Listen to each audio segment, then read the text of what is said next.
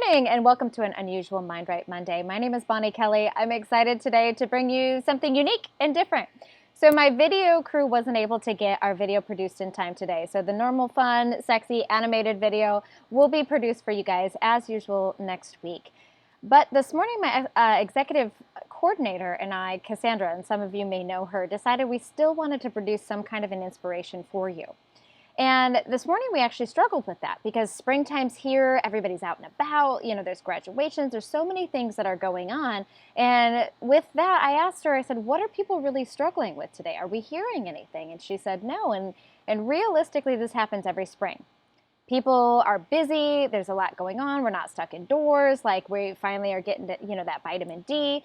And so I said, you know what, how about this? I'm gonna go for a run this morning and I'm gonna really look for some inspiration. And before I took off, I ended up asking, God, I said, please hit me with some inspiration this morning where that's going to be really impactful so I can help people through wherever they're at. And as I was going on that run, I decided that I was going to talk about how we respond to things, how our responses matter, and how we can modify those responses. But what I didn't realize is that my request to the universe was to hit me with some inspiration was going to unfold literally. And I ended up face down in the asphalt this morning because I missed where the sidewalk changed in elevation and my toe clipped it and boom, boom, boom, I fell end over end in front of all the rush hour traffic. So here I have this moment where, I'm in front of the city yard service crew, they're giggling and laughing. I have all of the traffic going by that they're honking because it was a very dramatic fall, if I have to say so myself. And I'm laying there for a split second, and I know that I have an opportunity to react or to respond here. Or I could be upset that these yard guys are laughing. I could be humiliated. I could be hurt. I can be sad. And I want you to ask yourself in this moment, how would you respond? How would you respond? Would you, be upset that they found humor in this laugh? Would you feel embarrassed? I mean, there was a little bit of that, I'll be honest. Or would you respond like I did? And so I realized the irony in that moment of this situation because I literally asked the universe to hit me with inspiration. And here I am being physically hit with an opportunity to respond differently. So I ended up laughing hysterically, standing up, giving myself a little bow, and giving myself a little round of applause, and everybody laughed, and I said, all right, and I gave a little wave and went on my way. This was a great example of the work that I've done to be able to change the way that I respond. Now, if you think about this, we have thousands of ways and thousands of opportunities that you can respond every second of every day.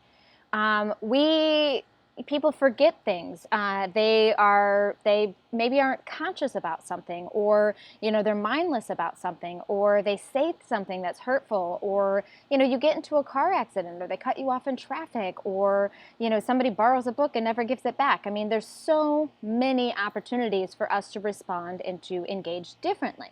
And so how do we begin to change this?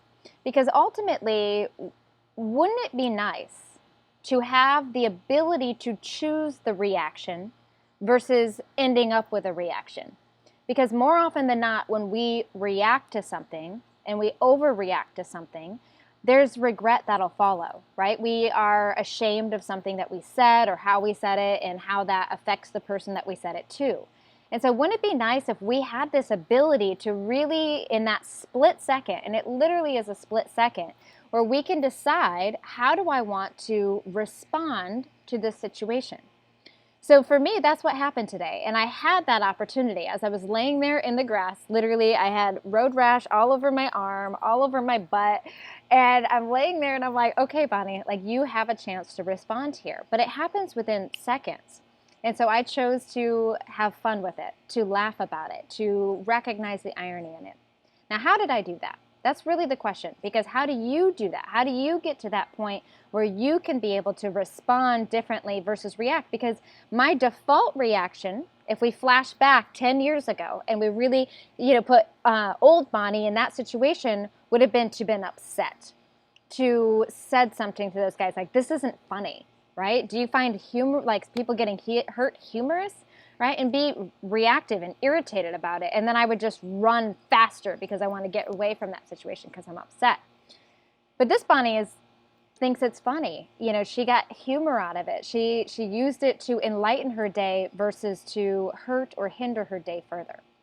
Well, how did I get from there to here? And that's what I wanted to share with you this morning, is an opportunity for you to change your responses as well. Well, the first thing to do is that we have to understand why. Why do we react or respond this way? Like, what is it within inside of us that causes us to respond? And if we can trace it back, all the way back into our histories, and identify maybe a pivotal point or a pivotal moment where you've been hurt, that you've been embarrassed, or something similar like this has unfolded, and you know, you've had to have a different response. Like, what did that teach you in that moment, right? I'm going to get my lighting here for you. What did that teach you? Because I remember back all the way in middle school, and I was running in track, and if you can imagine, middle school is a really awkward time for most of us. You know, we're really coming into our bodies, we're coming into ourselves, and you know, I was a little bit overweight. I was definitely a tomboy. I didn't know the first thing about fashion. I didn't know how to do my hair. I wasn't into makeup. You know, I was really a very awkward middle school kid. And I remember running in track, and I was so slow because school was the only time I really got, you know, like that kind of exercise. And you know, I remember I fell, and all the girls laughed about it, and then the whole school seemed to be talking about it, and they called me clumsy all day. Now, that had an impact on me, whether I was conscious or not. But that experience from my history would shape my responses that would be unconscious today if I hadn't healed from that moment. Does that make sense? So one of the very first things that you have to do is really figure out, okay, when we react to things, use it as an opportunity. Why do you respond this way? What memories does this remind you of? And then the realistic thing we have to do is not necessarily heal the response now. Now, you do need to take ownership of the response, but we need to go back in time and heal the original response to really ask ourselves, what didn't those other people know? How couldn't they respond any differently? How does that mean nothing about me? So I can flash forward to this moment and have a different reaction. So this seems a lot easier said than done, but it takes practice. I want you to imagine, and I'm going to just use running as an analogy, that mastering your mind is kind of like running a marathon. Most of us just can't get up right now, go outside and run 13 miles. Like, it's just not, our bodies, you know, aren't equipped for it, right? Like, we're not able to do that unless it's a life or death situation, right? I mean, we're going to be exhausted, we're going to be sore, you know, maybe our legs are going to, you know, get tired. But with practice and consistency, eventually we can become half marathon runners, if not full marathon runners, if not ultra marathon runners, where we can do 100 miles or 50-mile distances. So what I'm asking you to do is to start to kind of think of the same concept with training your mind, is that some days we just need to go out and run a mile. And that just means start to begin to evaluate your responses and your reactions and ask yourself, is there room here for me to change? Is there room here for me to grow?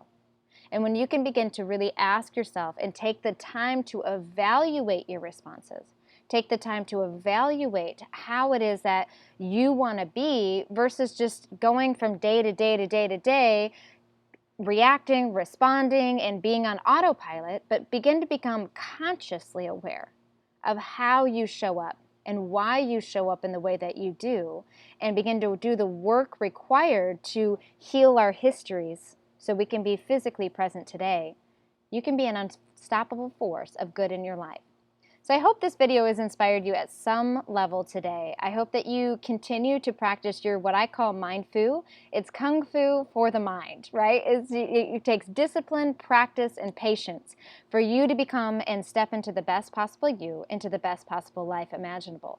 So I encourage you to take this inspiration and take it into applicable action.